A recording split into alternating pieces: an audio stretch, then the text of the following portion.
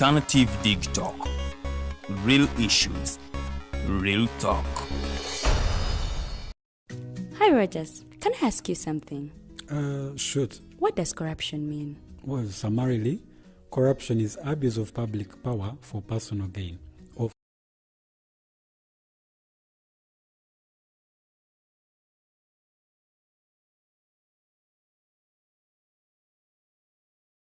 Karuhanga. Every Friday evening, we're here having candid conversations with various Ugandans we believe have a block to put on the development of this country. And it is in that regard that I have Miss Alice Alaso, a founding member of the National Alliance for National Transformation, ANT, but also a former member of parliament in this country. We're going to be looking at the roadmap for the elections in 2026. How prepared is the opposition, especially the Alliance for National Transformation, but also as a country, how better and different can these elections be, especially when we are seeing a divided opposition right now, and also when cases of abductions and violence have already started as we speak right now. So you can join this conversation by sending us a message at The Alternative Uganda, that is on Facebook, on YouTube, and on X, but also at Digitalk TV. We are streaming on either platform. You can be able to drop your messages, comments, or anything, and I'll be able to read them subsequently as we continue with the program. And also, you should subscribe. Hit that subscribe button, because when you subscribe, we actually gain more viewership, which enables us to even get better guests for this program. My name is Edgar Mathew Karuhanga, and I'm your host on behalf of Digitalk TV. Miss Alaso, you're most welcome. Thank you very much, Edgar. Yes. I am truly honored to be at Digitalk and at The Alternative this evening, and good evening, listeners.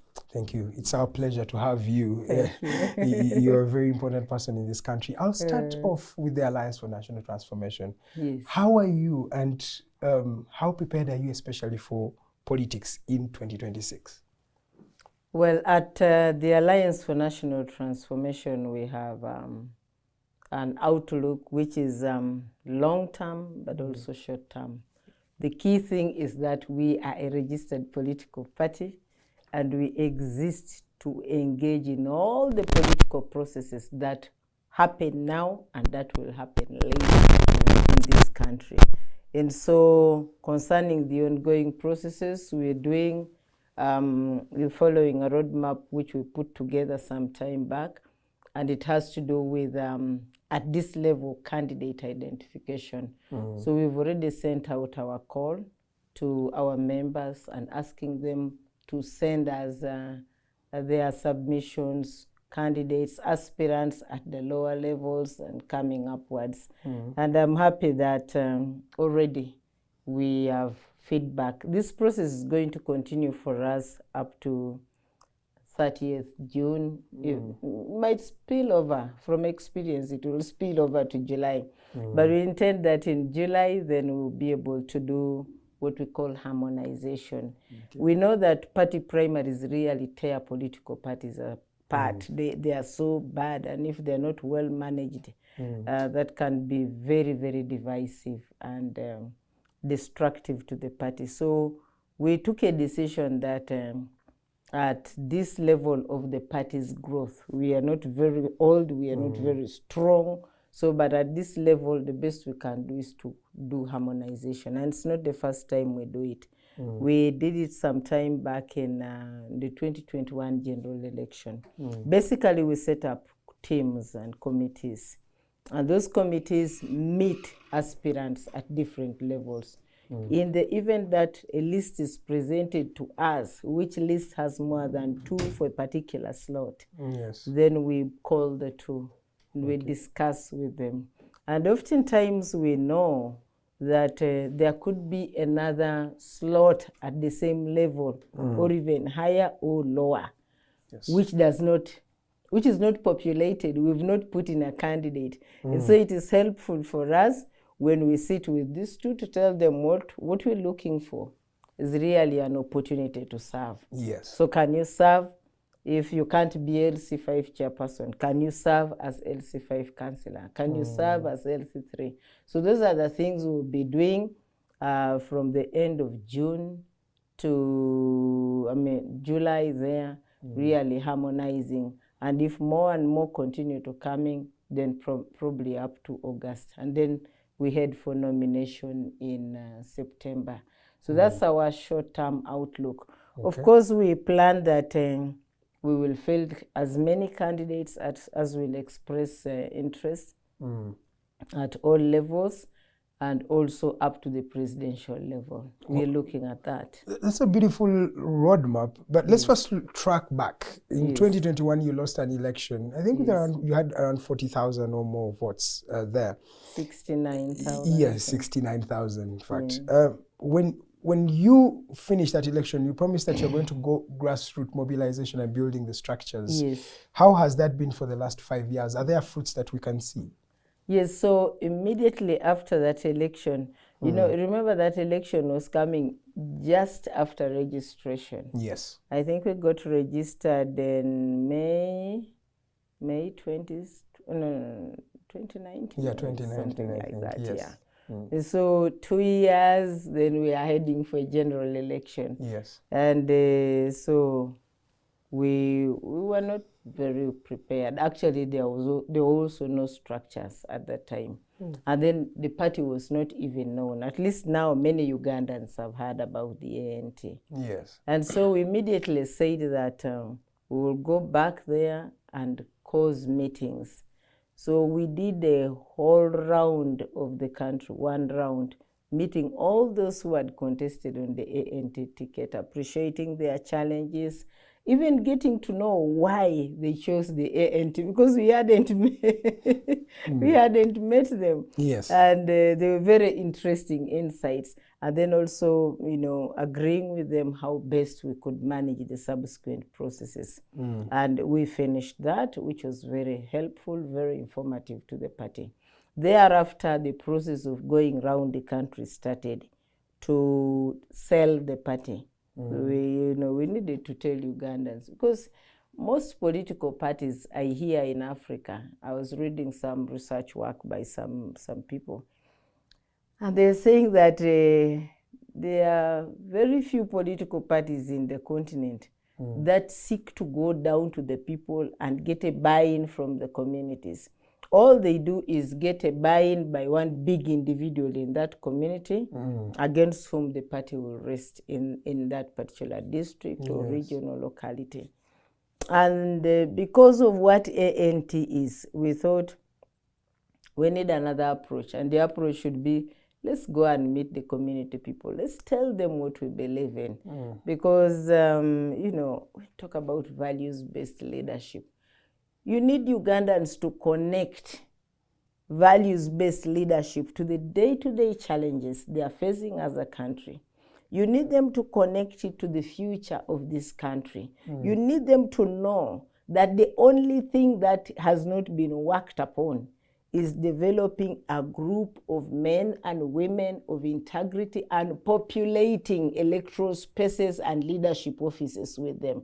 Otherwise, routine elections, we do them every 5 years. The only problem is that you get one thief and replace him with another thief. And then you expect that there will be impact? No. So we needed to do that. And indeed, we set out to do that.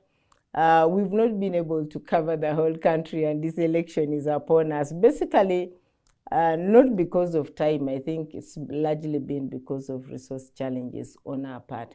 But we've covered some good number of districts. The rest of the districts, and when we covered those ones, we went up to the sub-county level, and we asked them to bring us people from the parishes. So we've tried to go as close to the community in some districts as possible. So if you find somebody in Tungamo, in the village, who says they support ANT, they know what they support. They are not making assumptions. What are those values that ANT stands for, that they know they support? Well, I'm assuming that everybody now knows. By the way, people do not know. But there are many political parties that do not have even values. At least we do not know the values yet. Yes. Please. So one of our core values, in no particular order, is godliness. We believe that Uganda is a godly country.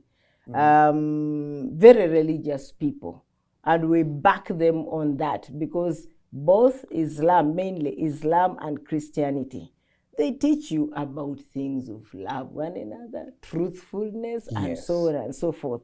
Our argument with that core value is, we don't want you to be a good person, doing charity, confessing that you will not steal, when only you're going to the mosque or when only you're going to the church. Then when you come to a government office, you behave differently. I'll tell you my example. When I was chair public accounts committee, Yes. We would have witnesses hearing after the auditor general has presented a report. And I would invite them to tell me how they caused these losses. And ask them, so who are you? Can you take oath? And they would swear.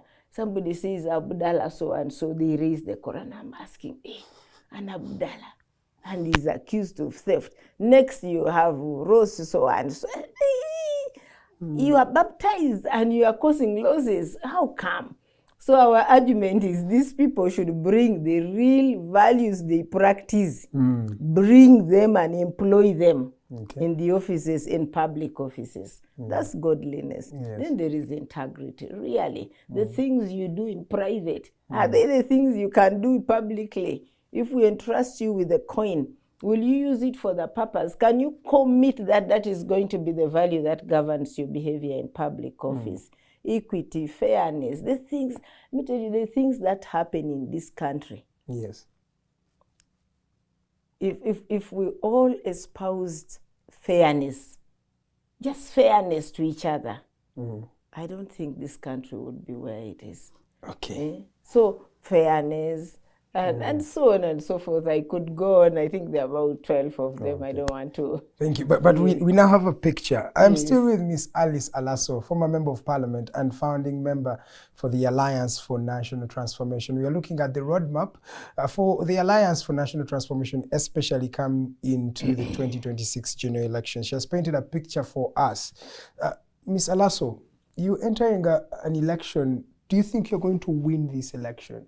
Are you taking part to win this election? Yes. You know, elections are very interesting things. First of all, for you to motivate yourself to be part of it, you should have hope that it is doable and that it can be won. Otherwise, you will not even enter any election. Two, you should have the mindset to know, because if you're not positive about it, the odds in any election in Uganda are so bad, so high. The terrain is so rough that if you don't go there with a positive mindset, you can't even try to navigate it.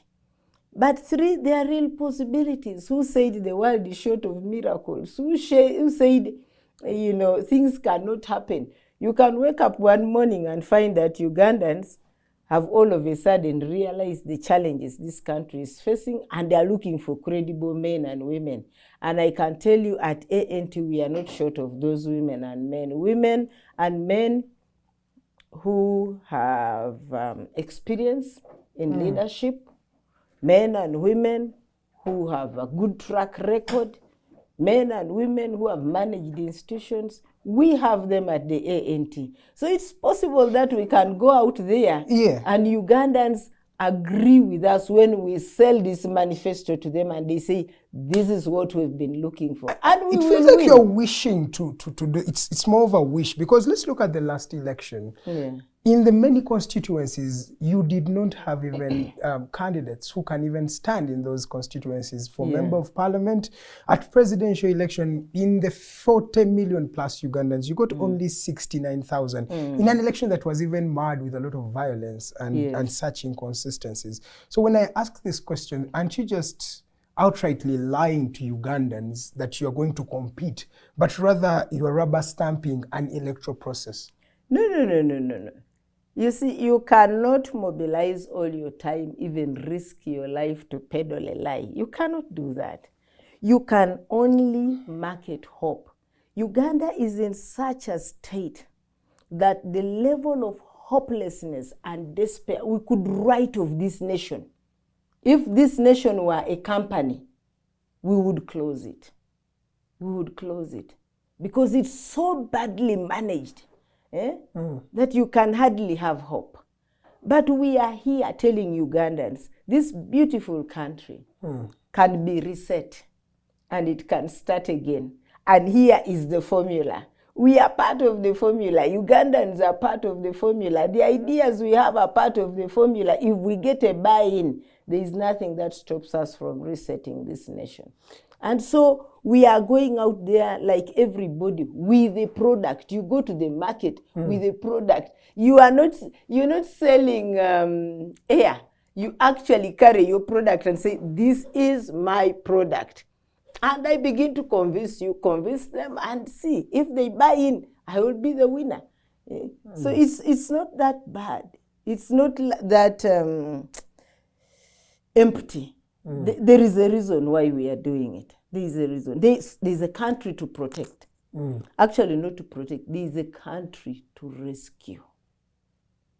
And we have what it takes to rescue this country. The people you are rescuing the country from, it looks like they are a majority. It looks like they are loved in the entire nation. The president, for example, in the National Resistance Movement, has brought over 300 members of parliament in the previous election. It has been the same in the previous election. So the man that you are rescuing, or the people you're rescuing from a bad system, it feels like they are comfortable with the system for the last 40 years.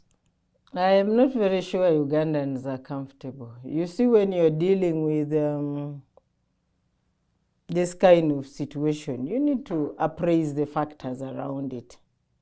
And there are things you will have to remove. Then you let the president stand alone and let the NRM stand alone, and we see if we will get the same result. So you need to, first of all, if you could withdraw the military, and say, okay, military, stay aside. No beating, no harassing, nothing. No military. Will we get the same result? No bribery. Let's remove the taxpayers' money, which you dish around. No intimidation, no threatening. Let's get that. I can tell you, I am very convinced, and many Ugandans do. The people that you seem to see that they really are falling all over for the love of President Museveni and his group are simply doing survival. I'm telling you, the NRM without Museveni cannot stand for 2 days. The NRM without taxpayers' money cannot stand. One would say that's the kind of politics we have. Even in the opposition, can you say National Unity Platform will thrive without Kyagulanyi at the helm? I don't know the institutional arrangements they have. I'm saying maybe it's just a culture, it's our politics. That's how it is. It's a politics of, Bide calls it gladiatorial politics of individuals who come off like gladiators. So without those individuals, the parties seem to be irrelevant also. No, I'm not even thinking about a personality at this level where I'm discussing President Museveni's role. It's no longer about the personality. It is about the patronage network that he runs to keep the NRM going. And they know for sure that the day they will run a free and a fair election in this country, the results will be something different. So whether it is about, at the NUP, whether it is about the charisma of Honorable Kyagulanyi or not, that's another matter. But I'm looking at the institutional network. That's why you see in the NRM, it is just a merger with the state apparatus. They claim to be running a political party which is completely serviced and completely merged with the state apparatus. I mean, what were those soldiers doing in Kawempe? Does the NRM have an army? No. It is purporting to be a political party which is backed by the UPDF. So they link the UPDF. If the UPDF were doing their own role as per mandate, they wouldn't be there. And that teaches us a few things. There are constituencies in this country that have come through despite the use of coercive instruments by the NRM. So there is hope. Secondly, Ugandans are really tired. You see these Ugandans like this. I think we've reached a point where the ones that are eating will keep thinking they want to eat. And And that's the reason they are there. But then there is a category that has become so disparate. Life has become extremely, extremely hard for them. And they keep hoping for change. And those are the ones that are enduring and still, voting against the system, even when they think the army will come and beat them. But there are many who don't even come to vote. I don't know if you've realized that. That is many people have started to shy away from the electoral process. They feel like we already know what is going to happen. Yeah, and that group has to come back to that. It has to engage again. Because if they don't engage, these other ones will decide for them. Okay. Yeah. Let me come to, there are many divisions in the opposition. You all have the same, one would say, problem, but you are divided into different denominations, NUP, ANT, FDC, UPC, yet you all have a common vision. As you gear up in this election, don't you think this division is affecting your impact, especially in the general election? I wish that the divisions that we have were in terms of strategy. That would still be helpful, because every household, for lack of a better word, every political institution would then be having their own strategy, and that would be acceptable. I am a farmer. I just basic farming. We do digging. So you have a garden here. Our garden is to clean up Uganda. And if some people can begin on the other corner with a tractor, we are happy. And then there could be a group that is beginning with a hoe here. We are happy. And then there is a group that will begin with slashers there.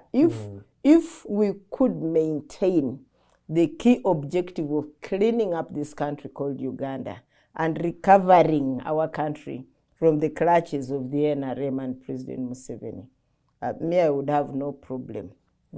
The challenge, though, is that as each one of us does their work, and of course this is not surprising, the ones that are slashing, the NRM is infiltrating and dividing even the group that is slashing. Then they go for the ones of the tractor, they divide even those ones. And that is weakening us. I keep hoping that if each of the political parties in the opposition strengthened their institution, I think the aggregate strength would be good. It would be helpful. So if NUP came as a united NUP, DP came as a united DP, but there's a half a DP with the NRM, then there is a half a DP with the DP, then there is a half a UPC here, and then there is a... So that is the main problem. The problem is not that we exist as different units. The problem is that even in those small units, we are getting dismembered, and that is not helpful. Why isn't it helpful? Of course, my outlook for the future would be that if we could sit individually, we bring our strength and also areas where we are strong. And then the different political parties go there and support each other. Say, okay, you're strong in Buganda. We will not be fielding in Buganda. Let's agree that in Buganda, our small princess backs you as the major group. Yes. Then we go to Western and they go to Eastern and do the same. Yeah. I believe that we would be able to get a reasonable output, members of parliament, good number of them. And then, Ugandans want us to offer one presidential candidate at the start. Sometimes it may not even work. That is the ideal. If we could borrow from the neighbors in Kenya, that is the ideal. And be able to swallow our individual egos and say, okay, me, I'm not you, and so. Ms. Alaso, one would say, why don't you reach out? Because you are senior politicians in this country. Why don't you reach out to other political parties to start that particular conversation? Because as the Bible says that it's the hearts of the fathers that turns to the sons. So in this scenario, Kyagulanyi is more of a son. They've just entered the politics. Ms. Alaso and General Muntu are fathers. Why don't you reach out to start the conversation? Because you said it beautifully. Already the good thing as you perhaps follow closely, the dynamics here.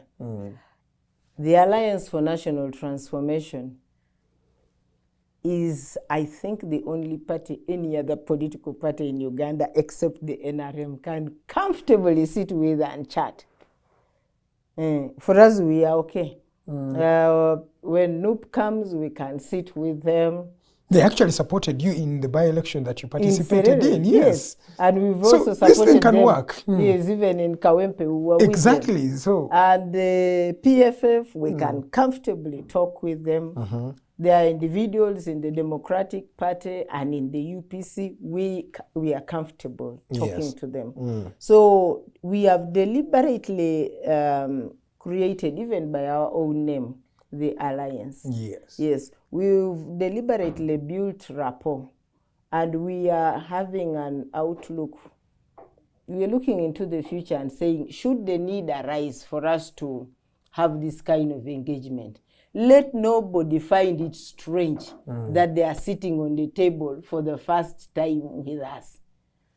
Now, that is one thing we are doing, and we hope that that can work. But there are also scenarios which we hope can be exploited by the political parties in Uganda, those in the opposition. Even if they decide all to go for the first run, let them go in such a way that they are very strong. Each one of them strong enough to raise a good number of votes. If we raise more than 69,000, let NUP raise more, let whoever raise more, and we all deny, just enough to deny the 50 plus 1%, because that will be a rerun. That rerun has the capacity to force us round this table. Of course, you have to unite. Yes, now we will say, but really, Ugandans have said that, you see, all of you put together, you have 52 or 50 plus 9% or something. That will force us to talk. But that's the ideal. It has never happened in this country, so there is no even precedent to look at it. That's the ideal that could happen. But in the past, we have seen in the past 7 elections, this gentleman has always got the 51 plus that 1%, Mr. Museveni. So, aren't we just saying, as the thing I told you, aren't we wishing it to be? Rather than the real, let's be real today. It is work to do. It is work to do. I've already demonstrated to you that we are favorably predisposed to this. We are happy to work with other political parties. We've showed them that it is workable. Okay. Yeah. And I believe that the next few months, maybe there will be conversations along this, because we also hear Ugandans. We hear many Ugandans. Because Ugandans are actually united down here, but you the leaders. But the question is, do we even need these political parties? People are forming PFF. It's now coming. I saw the People Power movement also having a new political party around there, People Power. Do we need political parties today, especially when you are in an election cycle where you say a gentleman has been rigging this election for a couple of times in the past? Do we still need new political parties, especially in such a dispensation of politics? You see, registering a political party is within the rights of any group that wants to associate. So we can't take it away from them.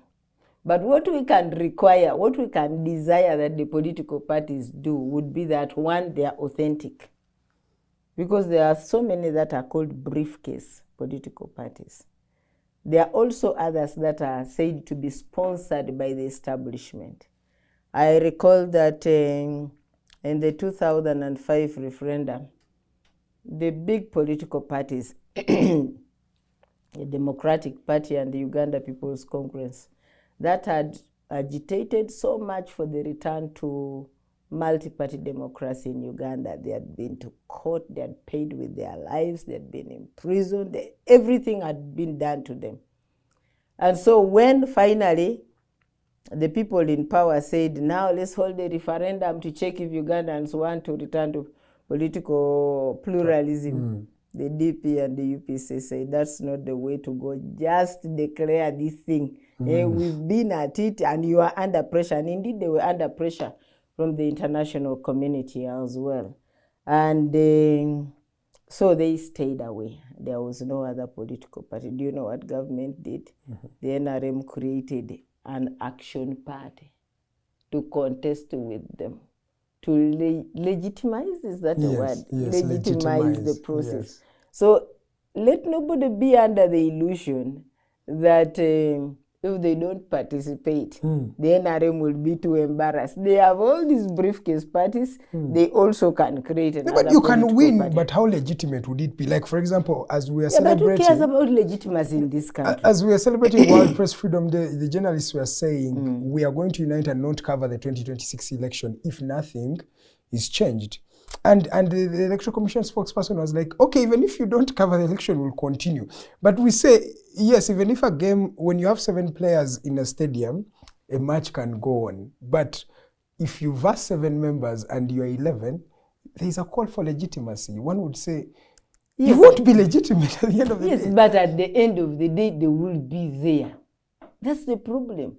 You see, there was a time political parties, I think it was UPC that called for a boycott, I think, at some point. And a few individuals like the late Cecilia Ogwal and others, participated, literally disobeyed the party. But they are the only ones who kept the face of the party alive. And the party came back and rebuilt on it.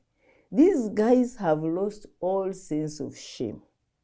So it is not that you're going to embarrass them by denying them legitimacy. Because legitimacy is all about denying them the covering, and then they begin to feel embarrassed. No, they will not. They have no sense of shame. That's why they steal money. They steal money and they face cameras. And they simply say, you know, that 100 million was given by the president. And the president says, yes, I gave. And he's not embarrassed that it was not appropriated for that purpose. Appropriation is the legitimate process. But then the president will say, I gave. And then Uganda say, yeah, the president has the right to give as what? Did he pick it? Did he sell cows from Rwakitura, from Kisosi? No, he didn't. So these fellows have no sense of shame. They can't get embarrassed. They will keep allocating Ugandan money to a non-existent hospital. If they were looking for legitimacy, they would do all that the right way. But they are not. So let's forget about legitimacy. Let us see what each of these groups can contribute. And for me, if they are authentic, that's my rider in this. They are authentic, let them come in. 2, if they can build their individual strength, that will help us. Because then we know, see, if you are skinning a cow, and somebody can cut off a hoof, another one cuts off the ear, we can start from there. You bring the same example Meda Luwega Segona gave me, that Tuluwa ni Sandodo in Luganda. So everybody, if you're holding the horns, hold. If I'm holding the feet, we shall fight this. Yeah. But as you're gearing up for this election, Dr. Kizza Besigye is incarcerated in prison. Yeah. We're seeing Edward Sewufu, who is the bodyguard for Robert Kyagulanyi, tortured, incarcerated. But you are gearing up for an election. Doesn't this scare you, or how prepared are you, especially for such a turmoil? Well, it is our wish that this would not be happening. It is our wish. We've aired it, we've said it, we've visited, we've been in court, we've backed up all the processes to ensure that Dr. Besigye, Haji Lutale, and others should really receive their freedom and be part of this engagement. And not only that, for their individual well-being. But these people don't want to release them. And we know that one of the things they hope to do is to spread fear. That if you continue talking about democracy and governance in this country, if you continue standing firm in the quest for political freedoms, you could end up like Dr. Besigye, like Eddie Mutue, like so many abducted people. And so the onus is on us to stand firm. One of the, I think, recent examples, which is instructive, I think should have been in Senegal, where they locked up it was Sonko, Senegal, yes, the opposition candidate. Yeah, they locked him up. Sonko. Yes. And he told his people, just go and back up that young man. When he gets to power, because you are the ones to vote for him, once you vote for him, he'll get me out of this mess. And they're in charge. It's what happened, right? Yes, and that's what happened. So we know, and we hope that by the time of elections, Doctor and many others will be out. We'll keep pushing, pumping pressure, highlighting the need for them to be out. But if they are not, it would be very dangerous on our part to abandon the struggle for which they are in. Yeah. So we refuse to be intimidated. And we hope that Ugandans will not be finders, but we are holding. Will you say that Mr. Museveni has actually rigged the election, especially when we see all these divisions that are happening prior to the election itself? Those divisions plus a lot more machinations are all an attempt to rig the election.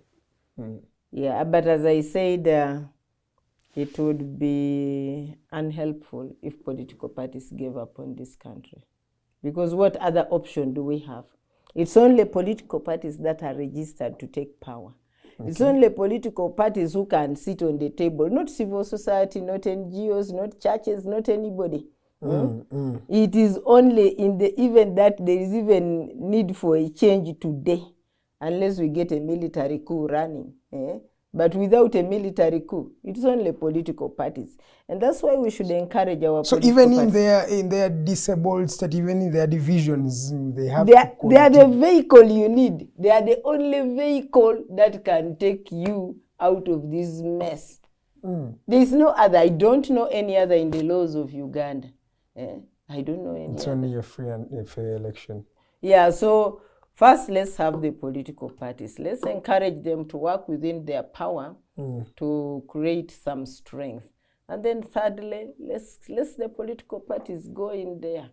Okay. And Ugandans, I think the other thing is for really Ugandans to pay attention, and realize that if they don't back the political parties, and they want change, they have no other means. Okay. Yeah. As we come to the end of this conversation, you as an individual, what's your plan for 2026? Oh, well, 2026, I'm a very political animal. That is one. So I spend my time towards 2026, first of all, helping the ANT candidates, because I must have them participate. I'll be core to their engagement in this process. And then I will go to Serere and offer myself, for re-election. And I believe that the people... As woman member of parliament for Serere district? Yes, most likely woman, but there's also a constituency. I'll read the dynamics. I was going to even ask you about that, saying that wouldn't you leave that position, the affirmative position, for these young girls who are coming? Yeah. At this time, don't you think you're politically strong enough to compete? No, it is not about strength. The last 2023 by-election, I contested in the county. Exactly. I contested in the county. And those of you who happened to go to Serere, the entire press was ordered back into the tally center, and we fought the army physically, like Konyi, like anything. So it's not about lack of strength or inability to express myself. No, it's really about where can I slot in myself now, because I have to read the dynamics in the constituency. Constituency is a very small thing, and it is good. Then also looking at where is space, where is the possibility of getting elected. Now I'm looking for only a platform. I'm not even looking for affirmative action. Okay. I want to talk about young girls. They are young girls, but also sometimes the discussion on affirmative action denies us the merits. It's not just a question of having one extra woman in parliament if they are not. I mean, it goes back to what I've just said about ANT. I was replaced by a woman whose names people even don't know. She's been in parliament all these years. Yes, she's been there all these years, and people don't even know what submission she's ever made in that house. So does affirmative action benefit from such? No. Affirmative action should also give us an opportunity to really make impact on some of those spaces. Okay. Lastly, I cannot live without asking you about General Muhoozi Kainerugaba, the CDF, who's always talking about political issues, especially on his X platform. What do you think about this person, the person of General Muhoozi Kainerugaba, and generally how he has been doing his job as the CDF of this country? Maybe I'll try to even avoid the person, but just tell Ugandans the state has been captured. Tell Ugandans this is family rule. That is what happens. Because there is no way that would be happening if we still had a functional state where the UPDF, the nomenclature behind that name, was to subject it to the people of Uganda, and that its role would be to defend Ugandans. And you hear that at the head of the UPDF are now people who are committing torture, crimes against humanity, locking up people, mistreating Ugandans. It's unthinkable, but it can only happen because the state has been captured. Nobody can talk to President Museveni about the behavior of his son. They are all terrified. And the son knows, maybe even his father, his aging father, can no longer call him to order. Or the family has agreed, this is how we will treat these Ugandans. And that is it. So I don't know the personality, I don't know the character, but I just know the family has agreed that that is the kind of treatment they will give Ugandans. What does that speak of the Ugandans who have been treated like that but seem to be just quiet? Because they are helpless. They are helpless. These are people with our money. These are people with our guns. These are people with the authority we have given to them. So basically, they are helpless. And people live under fear. And Ugandans must try to do everything within their power to come out of fear and have the courage to speak again. Okay. Because how can this be happening? How can it be happening? This is worse. I was a child and people have blamed Idi Amin for everything they can blame. But let me tell you, during the days of Idi Amin, we didn't have this amount of theft in this country. This state was not stealing from us. The things we see now, abductions, kidnaps, electoral rigging. Amin told us he was not going into these things of elections. He was life president, period. And we understood. We understood as Ugandans that he was a life president. And we were not stressing ourselves to remove him. Those who wanted to remove him then had to go and look for the right way of removing him. Here are masqueraders telling us that they are Democrats when they are not. There is nothing democratic. Here are masqueraders saying, oh, and yet they are thieves. They are robbing the nation day and night. Here are people who are committing the worst atrocities against Ugandans. And then they are claiming that they came to defend. Is it human rights? Those things of theirs, I hate reading them. Is it what? Some point program? 10-point program. Fake. Evil. Wicked people in charge of the system, in charge of the country. Yes. And so, now they boast about who they have killed. They boast about injecting Eddie Mutwe. And for me, let me just say something.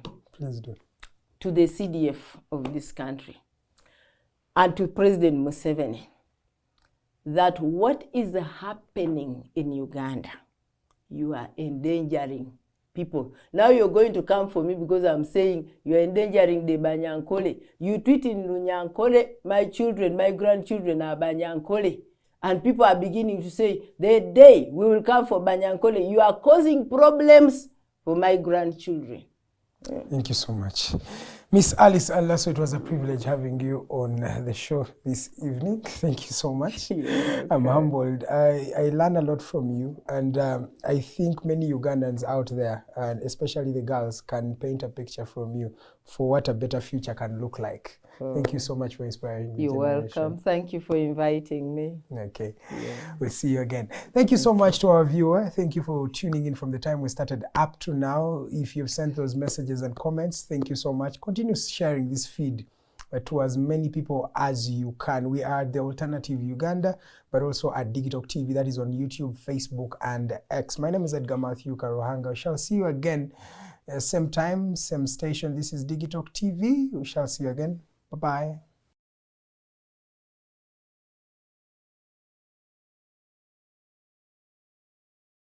Private people can be corrupt too, like bribing police officers to escape fines. Okay. So exactly how does that concern me? Well, do you pay taxes? I guess, yeah. What does that have to do with this? Everything. Because those taxes you pay are supposed to facilitate services you use, like water, electricity, roads construction, medicines in hospitals, name it. Okay, that is much bigger than I thought. But it can be stopped, right? Well, yes, it can. Although it may not be as easy as it sounds. And here is the reason why. Corruption roots are grounded in our country's social, political, economic, bureaucratic traditions and policies. So, what has kept it going this long? I mean, why don't we stop it? Well, the main reason why it has been here for so long is because institutions are weak, either as a result of poorly defined ethical standards of public service, weak administrative and financial systems, or ineffective watchdog agencies. What can we do to stop it? At a national level, we must focus on strengthening the independence and effectiveness of public institutions that fight